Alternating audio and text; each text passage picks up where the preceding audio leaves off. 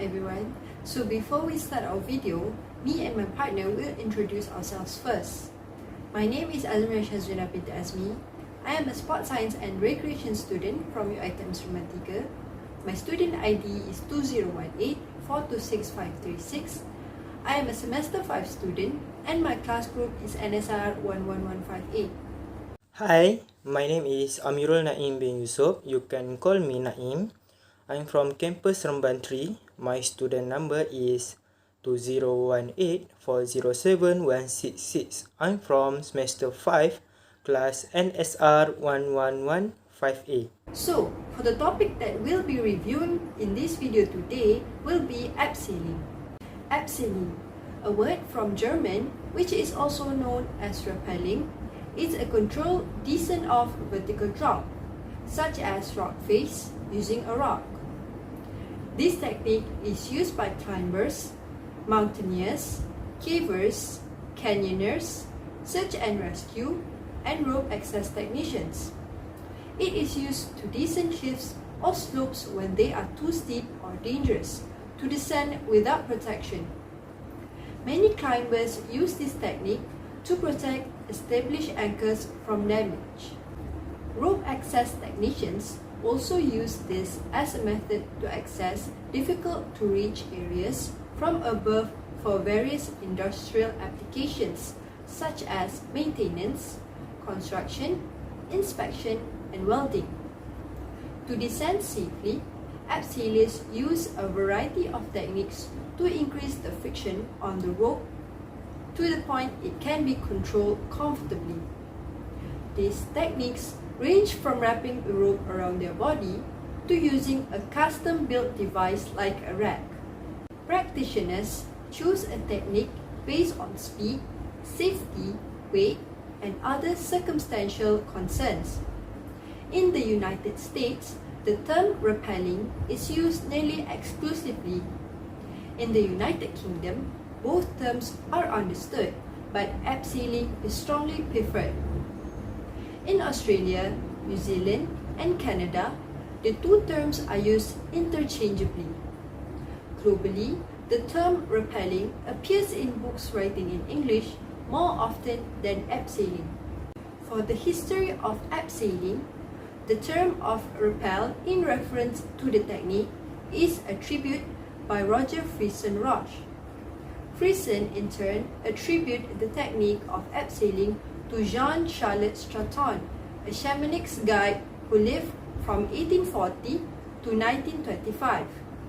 Charlotte originally devised the technique during a failed solo attempt of Petit Dreux in 1876. After many attempts, some of them solo, he managed to reach the summit of the Petit Dreux in 1879 in the company of two hired shamanics guides. So, for the compulsory items that are needed for abseiling are ropes, anchors, a descender, harness, helmets, gloves, and finally shoes or boots. Ropes, or known as Kermenter rope, is the most important item for abseiling because without it, you can actually do the abseiling activity. There are two types of ropes, which is static ropes and dynamic ropes. Static ropes are designed to allow relatively little stretch, which is most useful for hauling, rappelling, and other applications. Dynamic ropes, on the other hand, is used to belay climbers and is designed to stretch under heavy load to absorb the shock of a falling climber. Anchors are sometimes made with trees or boulders using webbing and cordelette, or also with rock climbing equipment such as nuts, hexes, and spring-loaded camming devices. But some climbing areas have fixed anchors for abseiling. Descenders, abseil device is a friction hitch that allows rope to be paid out in a controlled fashion under load with a minimal effort by the person controlling it. The speed at which the rappeller descends is controlled by applying greater or altering the angle at which the rope exits the device. Harness is often used around the waist to secure the descender. Helmets are worn to protect the head from bumps and falling rocks. And the light source may be mounted on the helmet in order to keep the hands free in unlit areas. Gloves are used to protect the hands from the rope and from hitting the wall. Shoes and boots protects from slippery surfaces and gives good grips. So, let's go to the anatomy of coronamental rope. It is a rope that is constructed with its interior core or the cairn protected with a woven exterior sheath or mantle that is designed to optimize strength, durability, and flexibility. Construction may be used with both static and dynamic ropes. Then, we go to the climbing harness.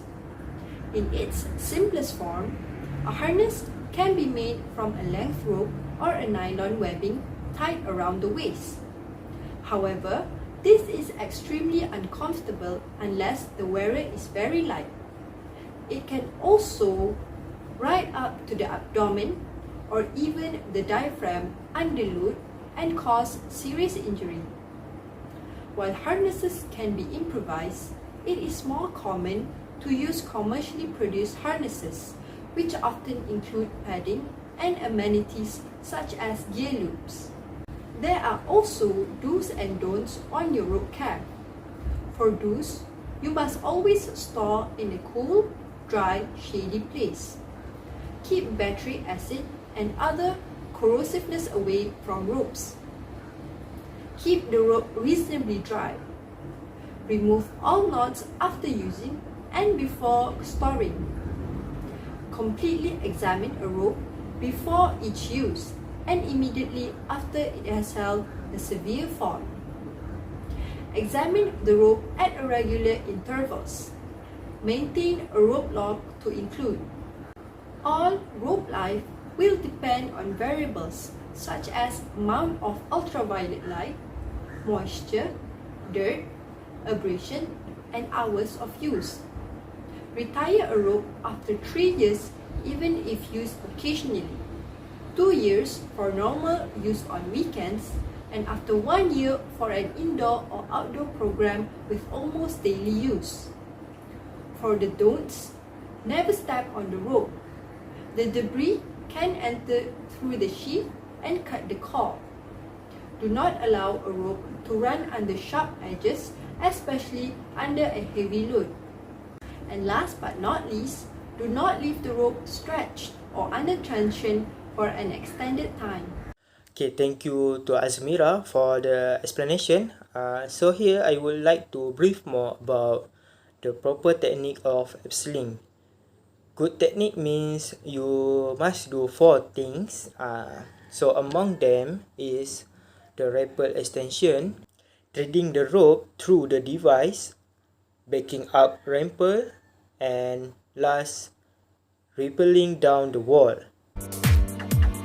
You can rappel straight off your belay loop, but using a rappel extension keeps your rappel device away from loose clothes, makes it easier to back up, and keeps it centered so it's easier to control the brake strands. To make the extension, you can use the personal tether that you've attached to the tie-in points on your harness. Clip your rappel device to your tether with a locking carabiner. To keep the system redundant, make sure to clip into 2 points on your tether. Now grab the 2 strands of rope. Pinch them into a bite and push them through both the tubes on your rappel device. Clip your locker into both of the ropes and the cable and lock the carabiner. To make your rappel smoother, try to keep the rope running parallel from the anchor into your device and down the wall. It's best to get into the habit of backing up your rappel with a friction hitch. That way, if something bad happens while you're rappelling and you lose control of the rope, the hitch should bind and keep you from a nasty fall. Tie your hitch around the 2 brake strands and clip it to your belay loop with a locker. An auto block is a great choice. You can test the hitch by pulling slack out and sliding it up until your weight is on the rope, not your personal tether. Then gently loosen your grip on the rope to make sure the hitch grips and holds. It's almost time to rappel. But before you do, double check your system and make sure your belay device is clipped through 2 points on your tether. Check that the rope is properly threaded through the device and that there are knots on the ends of the rope and the rope is on the ground. Be sure your friction hitch grips the rope, and of course, make sure all your carabiners are locked. When you're ready to go, shout "on rappel," then pull out slack until your weight is on the rope. Now remember, from this point until you're safely on the ground, you always want to keep your hand on the brake strands, just like when you're belaying. The last thing to do before you start your descent is to unclip your personal tether from the anchor and clip it into your belay loop to make your extension redundant. As you lower down the rock, you'll need to tend the friction hitch with one hand and feed rope through the device with the other. Keep your knees bent, your feet shoulder-width apart, and walk your way down the wall. Take your time and be careful. There's no rush. So, the conclusion of this 4 steps is your leg at roughly right angle to the rock face. Knees bended, feet half a meter apart. Descend gently by walking backward using the friction of the rope through the belay device to control the speed. You also need to double check the device that you use and don't rush when doing these activities. Lastly, the abseil also at a steady speed. It means the belay device moves gently and steadily. No right, no left, no swinging.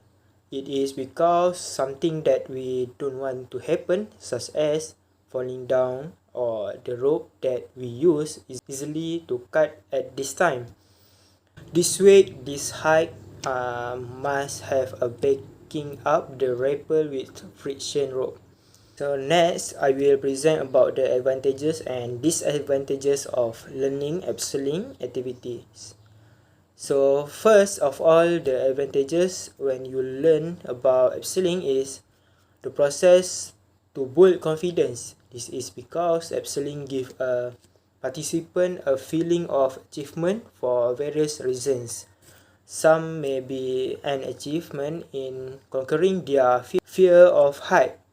Others may be a sense of achievement in conquering greater height. That all safety measures have been taken before abseiling. They learn to trust in the knowledge that they have been taught and trust skill they have acquired from such learning. In completing a successful abseil, confidence levels are boosted as one feels a sense of achievement. Moreover, their good communication and hearing skill will also increase. That is because an abseil is commonly guided by a trainer instructor.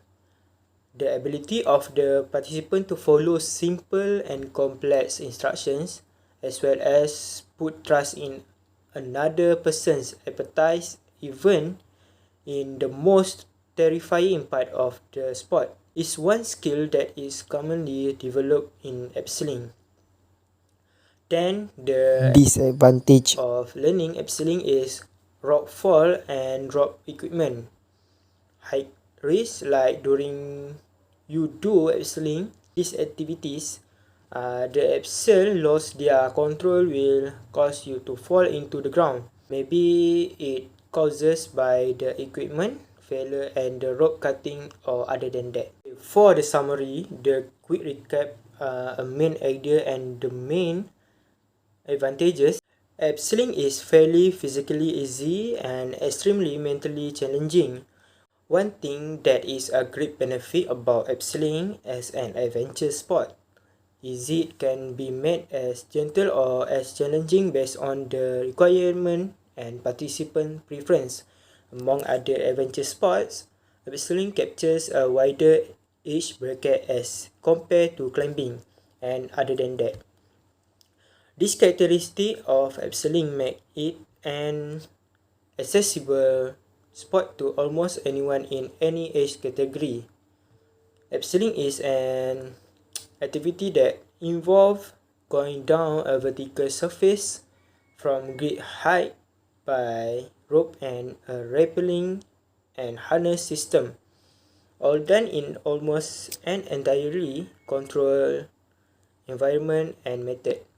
Furthermore, abseiling also being the best activities to boost our confidence of height. So that's all from us for this topic. Thank you for watching. Goodbye and Assalamualaikum.